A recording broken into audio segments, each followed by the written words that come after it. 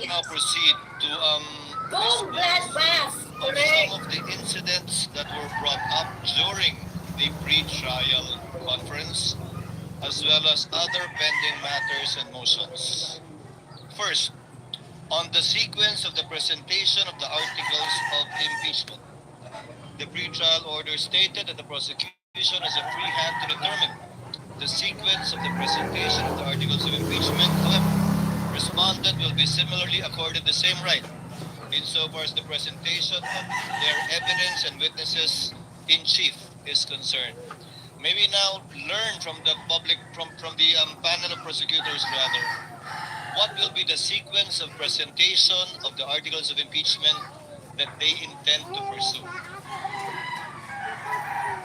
Attorney Jokno is recognized. You may proceed, sir. Thank you, Your Honor. The first article we will be presenting will be Article 4 on grave threats. Second will be confidential funds, Article 1. Third, bribery, that is Article 3. And the fourth is unexplained wealth, Your Honors. That's Article 4. No, 2. I'm sorry, Article 2. I stand corrected. So the sequence of presentation shall be Article 4, Article 1, Article 3, and then Article 2. Yes, that is correct, Your Honor. So I presume that beginning tomorrow, once we issue the subpoena for your first set of witnesses, you shall begin with Article 4. Yes, Your Honor.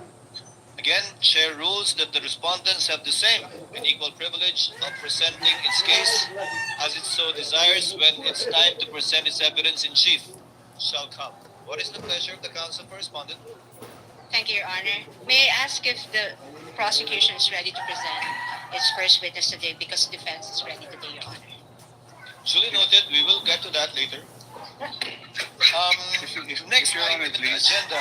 If Your Honor, please. Yes, I Representative just noticed that Your Honor had already directed the counsel for the defense not to propound questions to the prosecution. This is already the second time that she's doing that. She appears to be assuming or arrogating the powers of the court. As I understand the rules, it's only the court who can propound questions to the counsel. Your Honor, The lady. I take exception to that. Yes, Your Honor, I take exception to that manifestation of the good counsel. In fact, the record would show, and if we can run the transcript back, my question was addressed to the presiding officer. Let us move forward. Next item has to dispense with the witness disclosure rule. The prosecution proposed a 3-day witness disclosure rule. The respondents proposed a 5-day witness disclosure rule. But they understand the prosecution is amenable to the 5-day witness disclosure rule. Would that be correct, Yes, Your Honor. Representative We Jokno? are amenable to 5 days. Chair therefore rules that insofar as disclosure to either party of a witness to be presented, not mentioned in the pre-trial order and or briefs of the parties shall be for 5 days. This is subject also to the chair's reminder that at the end of every week, that would be a Wednesday while we are on recess, we will ask the party presenting their case in chief to enumerate the witnesses they intend to present for the following week with the corresponding motion for the request of issuance of subpoena to be submitted the day before or on Tuesday, so that we can act on it before the last day of the week so that the subpoena can be properly issued in due course and in due time.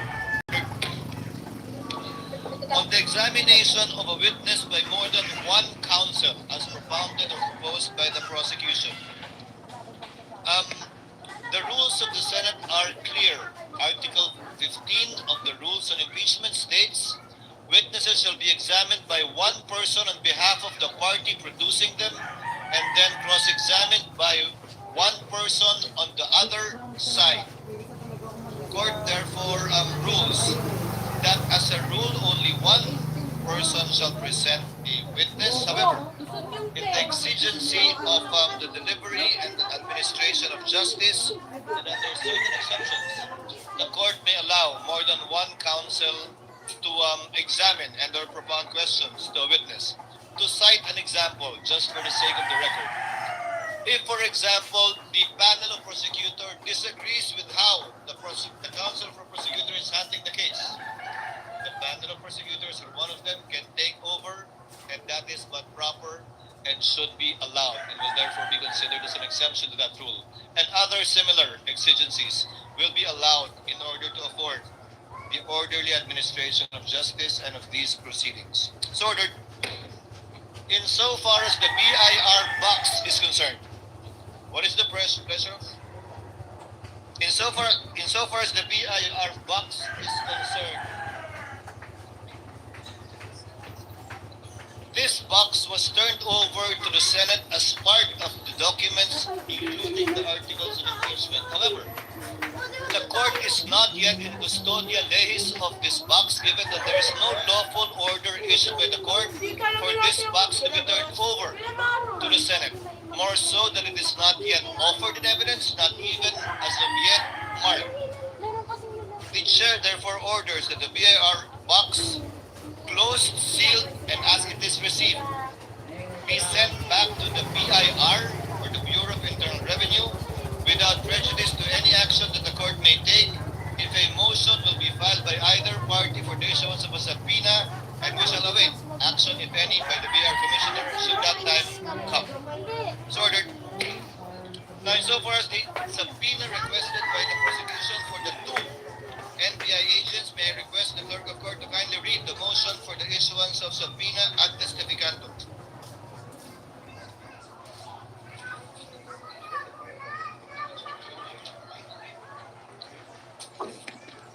The prosecution, to the undersigned public prosecutors, respectfully requests the issuance of subpoenas ad testificandum, directing the following witnesses to appear and testify before the Honorable Impeachment Court on July 6, July 7, and July 8, 2026 at 2 p.m. as their testimonies are material, relevant, and necessary to establish the allegations under Article 4 of the Articles of Impeachment, as well as matters necessarily incidental thereto, and for purposes of the identification and authentication of other evidence before the Impeachment Court. Number 1, Attorney Jeremy C. Lotok, Regional Director, National Bureau of Investigation. Number 2, John Mark Calilo, Senior Agent, National Bureau of Investigation. Respectfully submitted, Quezon City for Pasay City, July 1, 2026. We are not in receipt of any reservation or objection on the part of the respondent, counsel for respondent rather. However, Chair would like to ask the prosecutors, do you only request for a subpoena ad testificandum or a subpoena duces tecum as well? If I understand the record, Your Honor, please say subpoena both for ad testificandum and duces tecum. The motion filed Your by the Honor. prosecutors is only for a subpoena ad testificandum. That's why the chair is clarifying. Your Honor. I stand corrected, if Your Honor, please. It's just for ad testificandum. Counsel, If I may, Your Honor, just to set the Please record proceed. straight, the presiding officer earlier inquired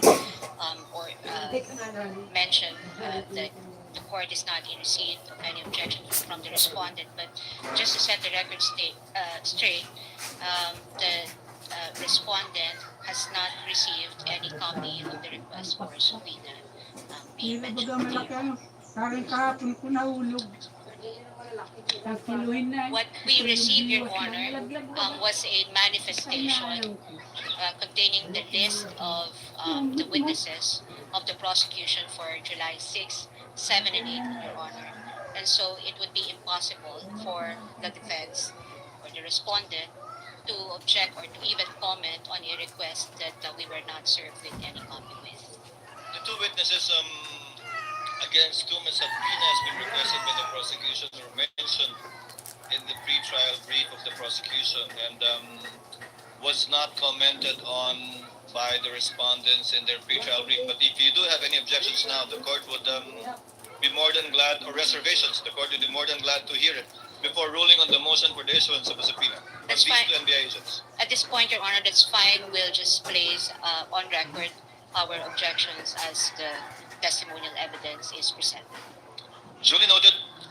Chair hereby orders that the subpoena ad testificandum and duces tecum be issued to the aforementioned two NBI agents contained in the motion filed by the counsel for the prosecutors.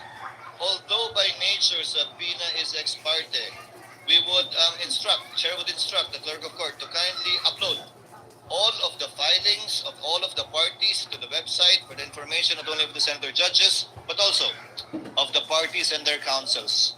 The chair earlier, counsel for respondent said that witnesses for the succeeding week shall be manifested in open court on the last day of the trial, in this case by Wednesday, insofar as the next week's trial is concerned. It's ordered. Now, insofar as the request for subpoena for bank records and AMLC records, Chair recognizes the clerk of court to kindly read and spread into the records the request for the issuance of subpoena, both, I believe, antes defecandum and ducis tecum, or just ducis tecum, for the aforementioned documents. The clerk of court may proceed. Request for issuance of subpoena ducis tecum. The prosecution respectfully requests the issuance of a subpoena ducis tecum to the branch manager of the following banks: BPI Julia Vargas Branch, BPI Green Hills EDSA Branch, Philippine Savings Bank Wilson Branch, BDO Unibank Inc. Davao CM Recto Branch, Metrobank Davao Ecoland Branch, BDO Unibank Davao Rizal Branch, Security Bank Bikutan Branch, Land Bank San Pedro Branch, Philippine Savings Bank Davao MAPR Branch,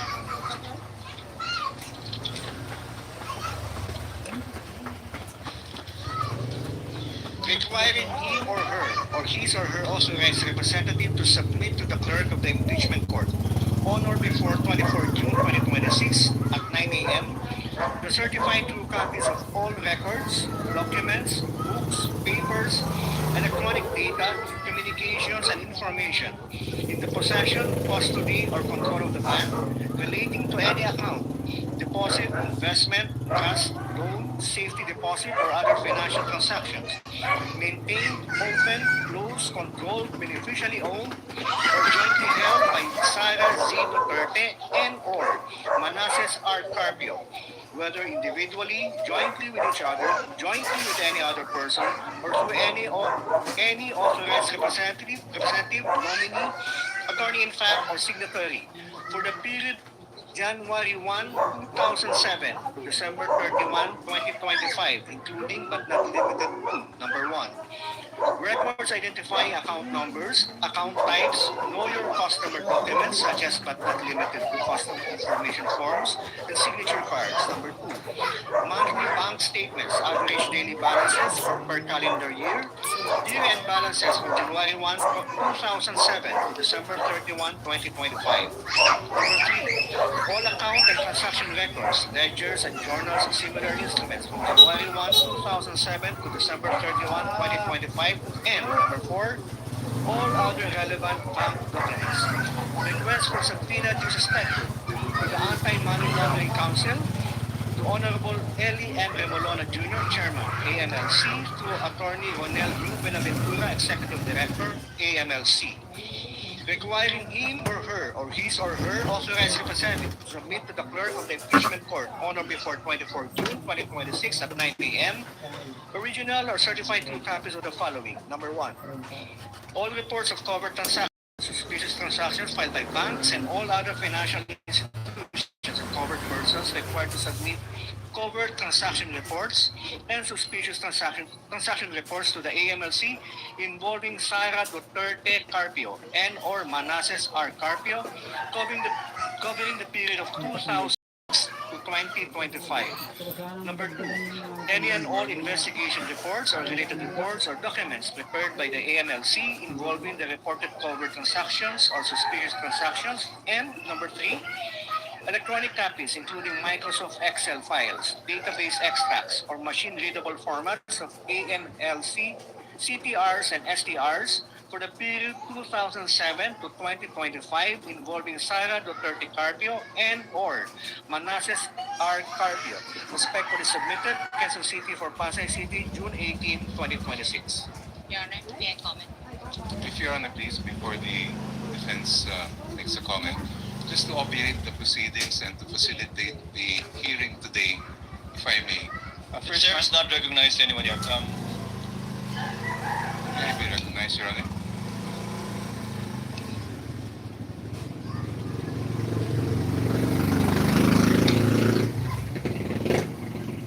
Yes, the counsel for prosecutor. If Your Honor, please. The subpoena request that was just read by the clerk of court pertains to a request that the prosecution filed in early June, where we had requested that the documents specified be brought to the Honorable Court on June 24. Since that date has passed and no subpoena has been issued, we had refiled just this afternoon a subpoena reiterating the same requests. And in the interest of justice and to allow the defense to comment or if they want object to the request that we filed this afternoon, perhaps if I may suggest, if Your Honor, please, that we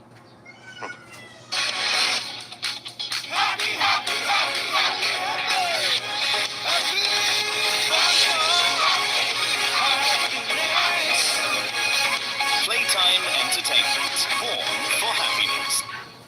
Cayetano, what is the pleasure of the lady from Taguig? Yes, Mr. President, I just have a question for the prosecution panel. I understand that there is no requirement for the members of the House who form part of the prosecution to be lawyers. But may I know if they are all lawyers, and if some are not, may we know who are not lawyers? Thank you.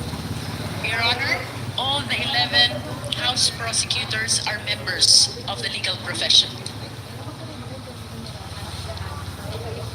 Does that satisfy the senator judge? Yes, I was just curious, Mr. President, because it's not a requirement, so I was just curious if in fact they are lawyers. Thank you. Duly noted. The response of the lead prosecutor is duly noted. Your Honor, may I just enter a correction to the earlier manifestation? The lady may proceed. Instead of 13, 14 private prosecutors are able to enter their appearance today. Nonetheless, all the 15 have filed their written entry of appearance with the impeachment court, Your Honor. Noted. Appearances for the respondent.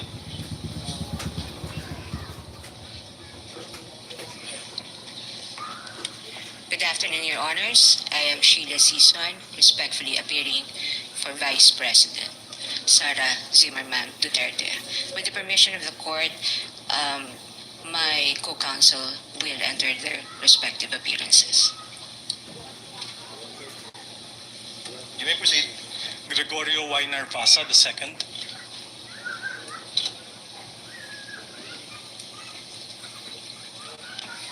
Christine R. Ferrer for the Vice President. Good afternoon, Your Honors. Michael Wesley Boa for the Vice President. Good afternoon, Your Honors. Carlo Joaquin T. Narvasa for the Vice President. Good afternoon, Your Honors. I am Mark C. Villuan for the Vice President. Good afternoon, Your Honors. Justin Nicole B. Gular for the Vice President. Good afternoon, Your Honors. Lyndon Miguel C. Bacuel for the Vice President.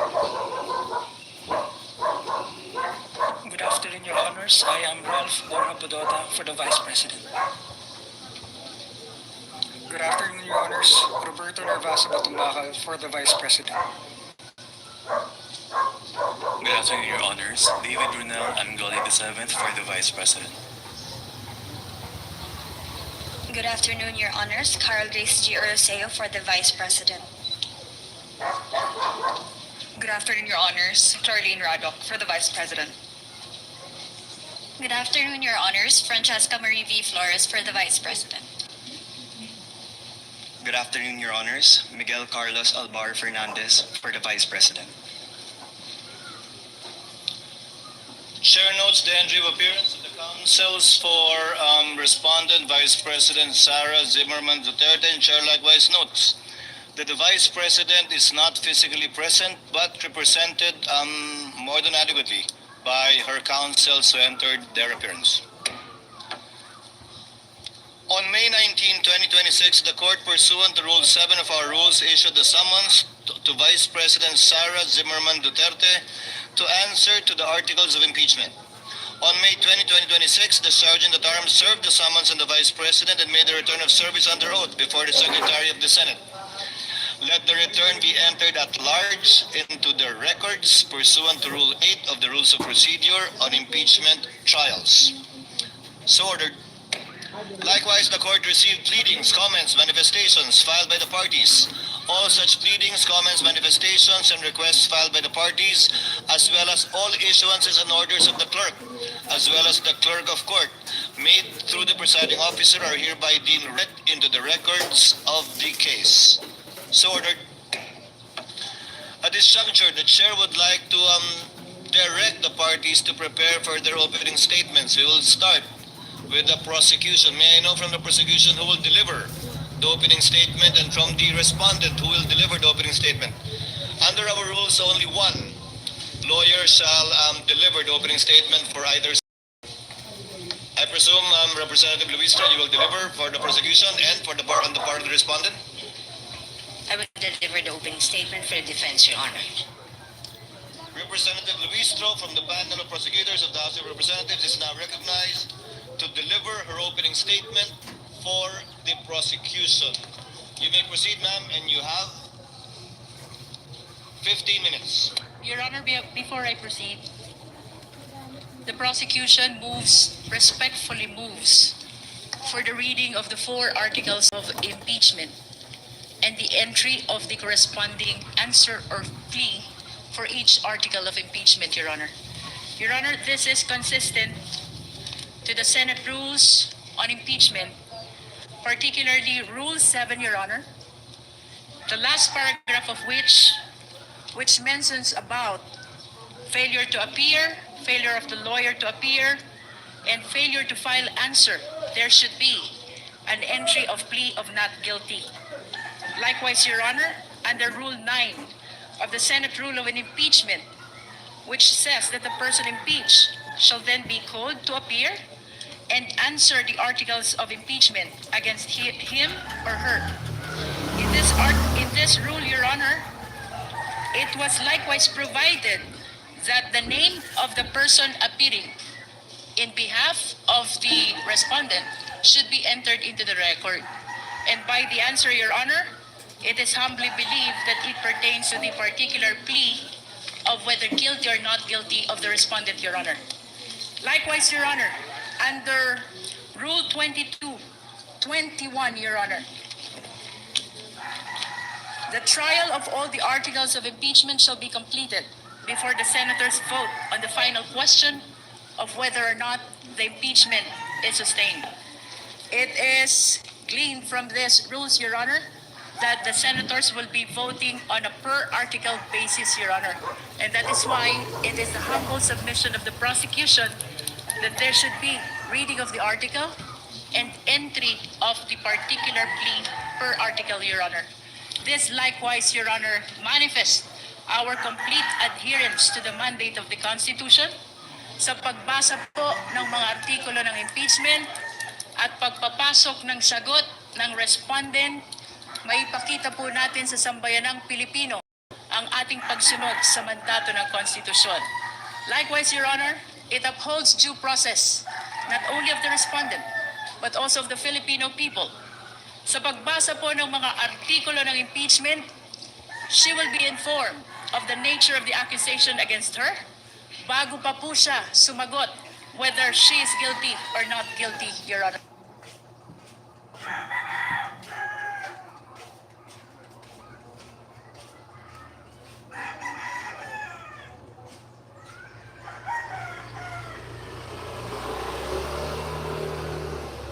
Sinisiguro kong tama ang aking choices. Tamang pagkain, lifestyle, at ang partner ko, MX3 capsule.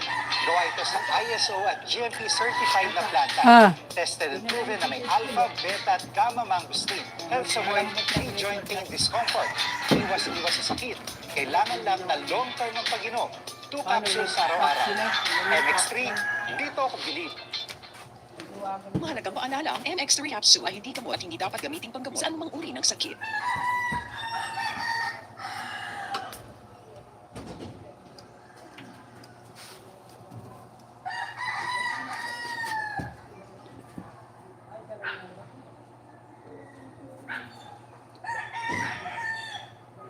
observe the witnesses as senator judges here.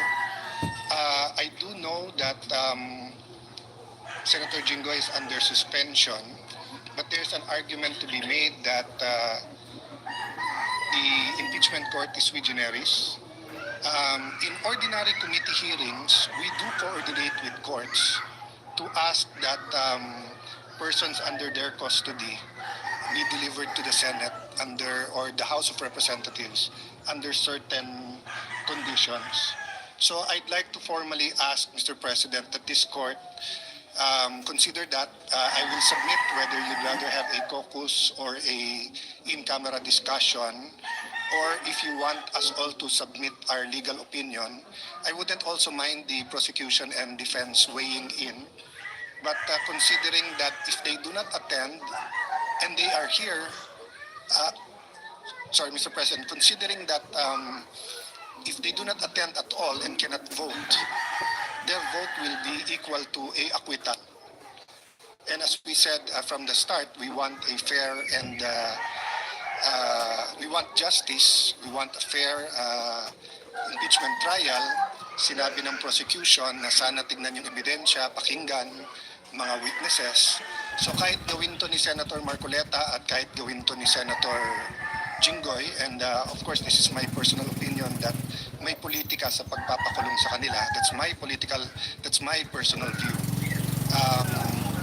Allowing them to attend here might add to the integrity of the proceeding and actually make things easier when the time comes to render a verdict. So may I submit that to the court and to our colleagues for discussion at the proper time, Mr. President. The chair notes the comments and requests of Senator Judge Cayetano and will consult the senator judges regarding this matter and shall coordinate with his office with respect to his requests pertaining to Senators Jinggoy Estrada and Senator Marcoleta, including whether or not we will enlist the comment and position of the parties to this case. So ordered. Senator Tulfo, what is the pleasure of Senator Judge Tulfo? Rafi?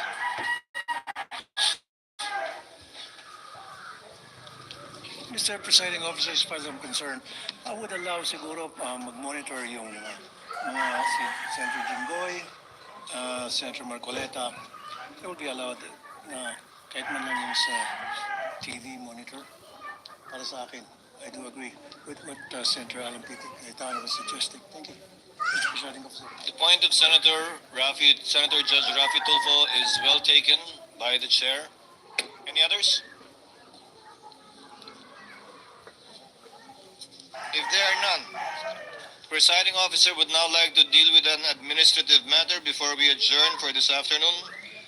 On the matter of providing public access to case records, yes, Senator Judge Marcos, what is your pleasure, ma'am? Yes, Presiding Officer, may I request an update? As I recall, during the pre-trial conference, there was disagreement on how to go about the markings on the various documents, and among the thousands of pages that we have received in evidence for the trial, it apparently was resolved that the counsels would place their initial on the evidence. Is that correct? Is that still what stands today? And each party would take their respective evidence or files and present the same during the trial to guarantee that the same evidence would be presented. Is that That correct? is correct, with the exception of some, I think, documents that where the original was not presented, which is being corrected, I think, by the parties as we speak. Are we in fact in receipt as judges of all these thousands of pages?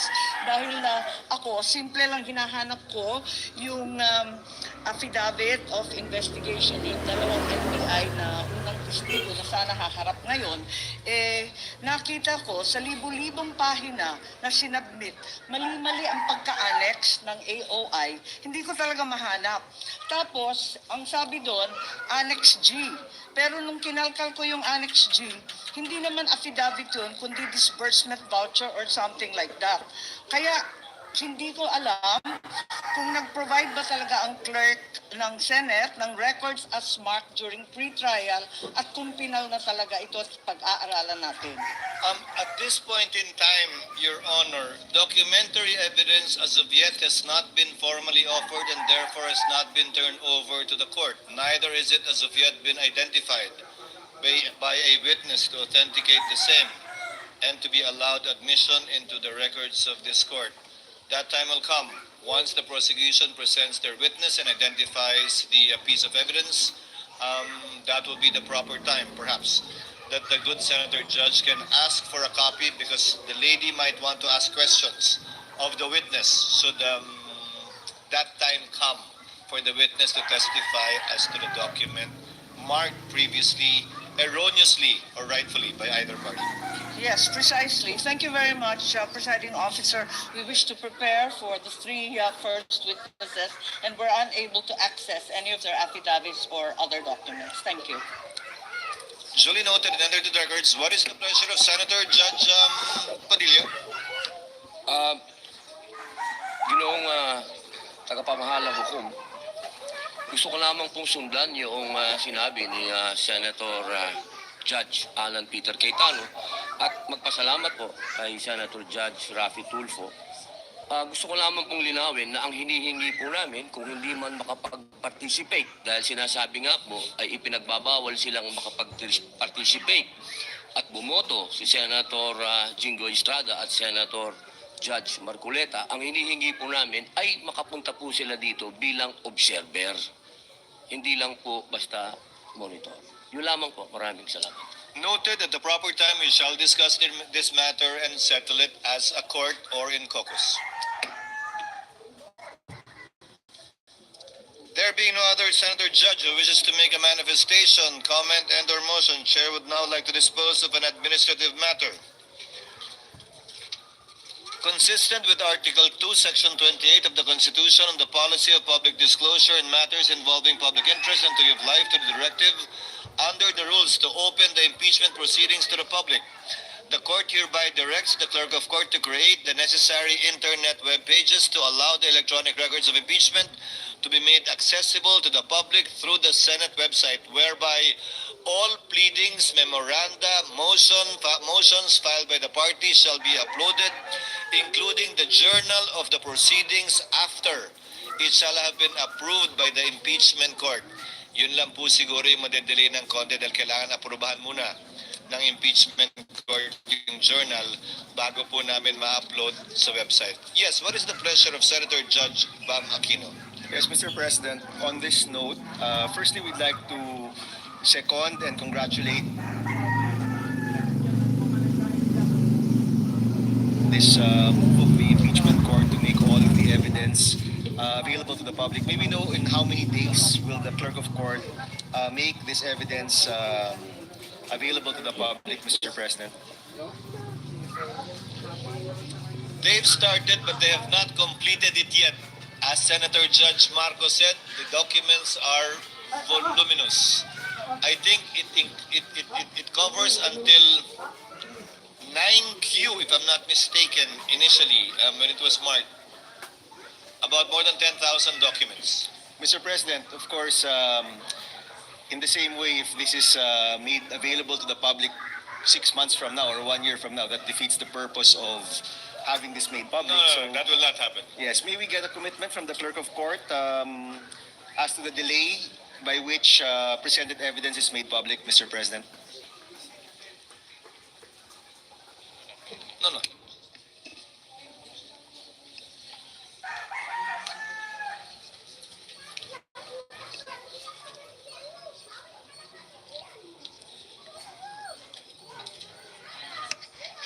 Let me clarify, Your Honor. I believe the articles of impeachment as well as its annexes have been uploaded. The answer as well as its annexes have been uploaded. And most of the exhibits that were marked, not all, are annexes of either the impeachment complaint and or the answer. Can the chair give you an update before the week is over as to a realistic time? Yes, I'm coming to you from Madrid. But we have an announcement to make. Yes, we're back for 2020. Journal until we meet again on Monday and approve the journal of Wednesday.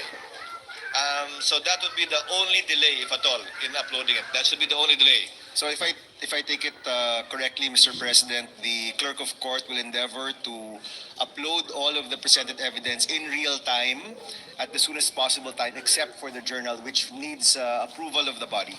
That is correct, Your Honor. Thank you, Mr. President. Senator Judge Cayetano Alan.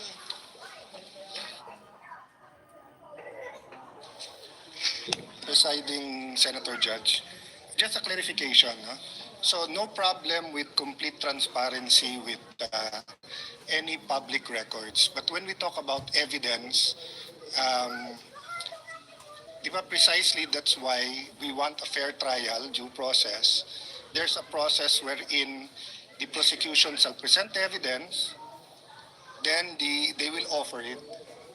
And then if there's a question as to the relevance or if it is prohibited, for example, if a evidence presented is a fruit of the poisonous tree, will we upload that?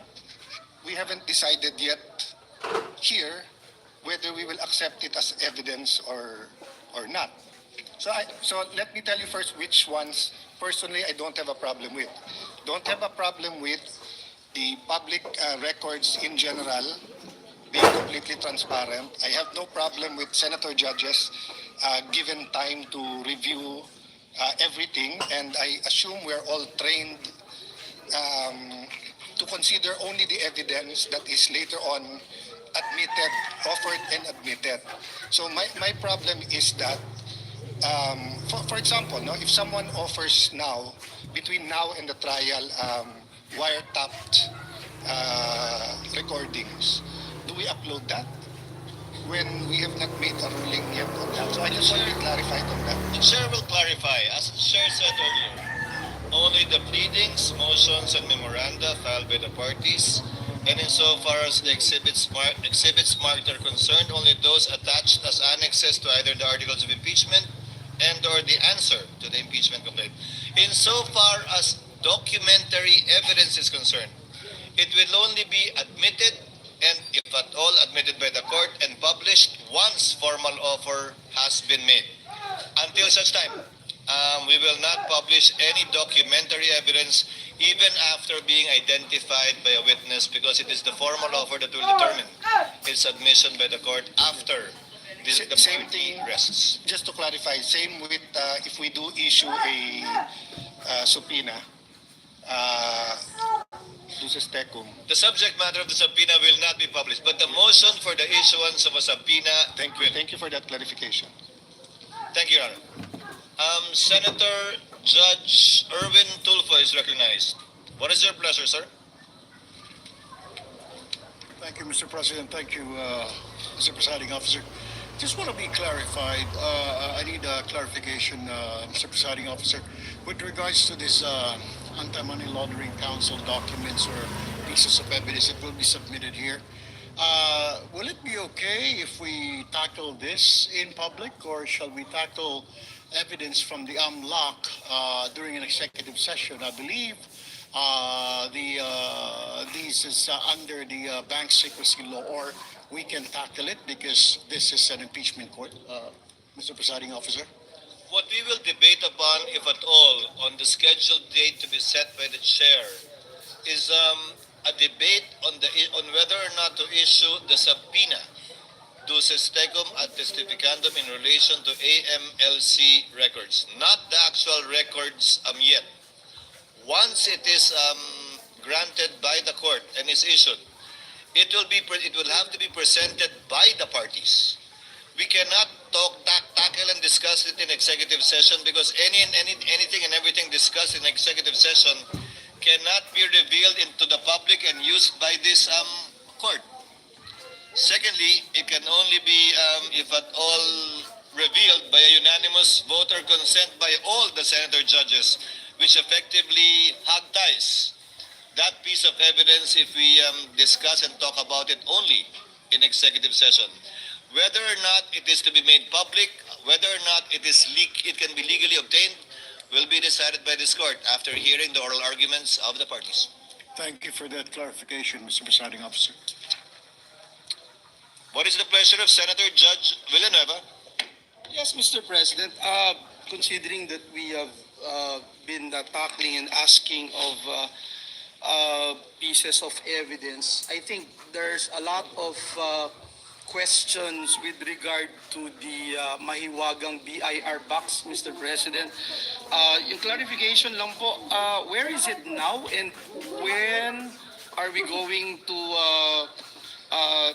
transfer it to the Bureau of Internal Revenue? It is with the Clerk of Court in the Office of the Secretary General as instructed by the Chair.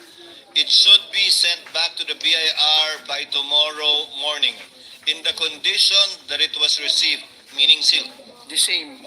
Thank you, Mr. President. Any other manifestations or motions on the part of the Senator Judges? Senator Judge Ontiveros is recognized. What is your pleasure, ma'am? Salamat po, Mr. Presiding Officer. Just to make a brief statement in support of the ruling recently proclaimed by the Presiding Officer on executive sessions. Thank you, if I may, Noted. Mr. Presiding Entered into the Officer. records. And just to add a little bit of that, Lady May Mr. Presiding Officer, thank you. The executive session is only for Congress acting in its usual legislative functions, and impeachment trials do not contemplate executive session. So I join with the presiding officer in the call that he made, which I believe is the default also of this impeachment trial court for transparency as a general rule and as a default. Salamat po, Mr. Presiding Officer. Thank you, Senator Judge Ontiveros. Before the court adjourns, Chair directs the Clerk of Court to kindly make sure that the subpoena for the two NBI agents will be issued this afternoon and duly received, and entrusts it to the Council for Prosecutors to make sure of the attendance of their two witnesses tomorrow. Likewise, the Chair reminds the Clerk of Court to furnish, right after we adjourn, Council correspondence with a copy of the requests for the issuance of subpoena thus far submitted and filed with the Office of the Clerk of Court. So ordered. Other business to discuss. The trial is hereby adjourned until 2 p.m. of Tuesday, tomorrow, July 7, 2026.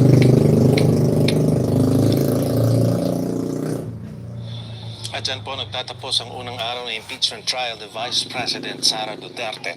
Nag-umpisa po ito ng alas 2 ng hapon, pero bago pa makapag-umpisa ang impeachment court, si Senator Alan Peter Cayetano ay nag-raise ng point of order. Ang konteksto po nito, ang sinasabi niya, ang impeachment court was supposed to elect its presiding officer.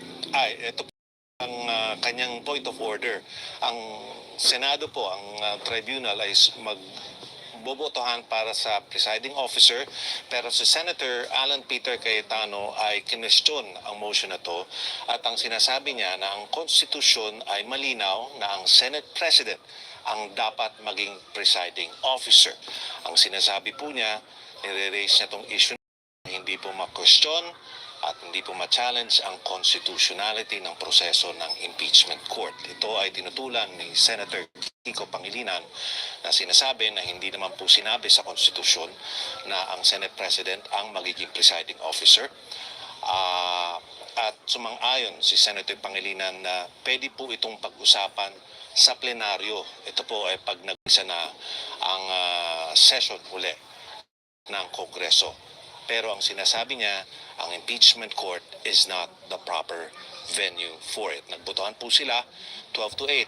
Nagtuloy po ang pagboboto para kay Senator Francis Escudero bilang presiding officer. Narinig po natin kanina ang prosecution. It opened by framing the case as exacting accountability from the Vice President who violated the law and the Constitution. Narinig po natin si Representative Jervil Luistro relating this to if ordinary citizens are subject to investigations and due process and trial, what more the Vice President who holds the second highest position in the land. Narinig po na natin ang defense si Attorney Sison, sinasabi po na ginagamit ng prosecution ang impeachment bilang isang tool in bringing down the person unanimously voted as Vice President. It reminds the prosecution that the burden of proof relies on the side of the House but notes that the proof seems flawed. Ang magiging proseso po pag-presenta ng articles of impeachment will be 4132. Mauna po ang Article 4 regarding rape threats, Article 1, misuse of confidential funds, Article 3, accusations of bribery, and Article 2, accusations of unexplained and undeclared wealth. Resolved today as well, the impeachment court will follow 2/3 of all 24 senators needed, regardless of the non-attendance of senators. Those who oppose this can seek legal recourse. Yan po ay ayon sa presiding officer na si Senator Francis Escudero. Dun po sa pag-examine ng mga witness by more than one counsel, ang prosecution po ay humihiling na kung pwedeng isang representante ng House of Representatives at isang representante ng private counsel ang magtanong sa isang witness. Ito po. At may gusto lang, tapos na yung Senate hearing. Gusto ko lang idugtong ng sandali, Michael. Itong unang-unang pinahayag dito ni Congresswoman Luis. At binasa nga niya yung impeachment article at kasama rito yung kanyang mga narratives na gusto ko lang itong tutulan at gusto ko itong kontrahin. Sabi niya rito noon lang daw siya nakakita at sabi niya, ngayon lang tayo nakakita ng isang vice presidente na may mga kilalang hitman. At ngayon lang din tayo nakakita ng isang vice presidente na handang patayin ang Pangulo para siyang pumalit sa pwesto. At nakakalimutan ni Congresswoman Luis Dro na kung may pagbabanta man na nangyari, at yan ay talaga naman lantad sa taong bayan dahil yan naman na-publish talaga lahat at nakalive yan ng mga panahon na yan ang sabihin. Nakakalimutan niya na ang ugat nun, yung pagkakasabi ay kapag ako pinatay, patayin mo rin. Ito sila Romualdez, ito si Lisa Aranita, at ito si Pangulong Bongbong Marcos. Ay paano mangyayari sinasabi niyan handang ipapatay para pumalit sa pwesto? Ay paano papalit? Ay mamatay lamang naman itong ipinapapatay kung mawawala na si Sara Duterte. Hindi ba? Ito yung gusto kong iklaro dito at para hindi naman yung mga nakikinig. Alam ko maraming nanonood dito sa unang araw na ito ng pagdinig ng trial dyan sa Senate. Laban nga kay Vice President Sara Duterte. Ito kaagad yung unang-una kong gustong sansalain dito. Na sinasabi niyang handang pumatay at magpapatay ng Pangulo para siyang pumalit sa pwesto. Inuulit-ulit natin to. Hindi ganun ang konteksto ng pangyayaring yan. Binanggit na niyan kung siya ipapapatay at paano papalit siya kung patay na siya. Hindi ba? Okay, thank you. At gusto ko lang linawin tong bagay na napupuntusan ko na kaagad itong mga prosecutors na ito na talagang kaagap-agap pamumulitika kaagad yung laman ng kanilang mga ipinapahayag dito. Trial by publicity talaga kaagad itong kanilang nililinya. Okay, thank you.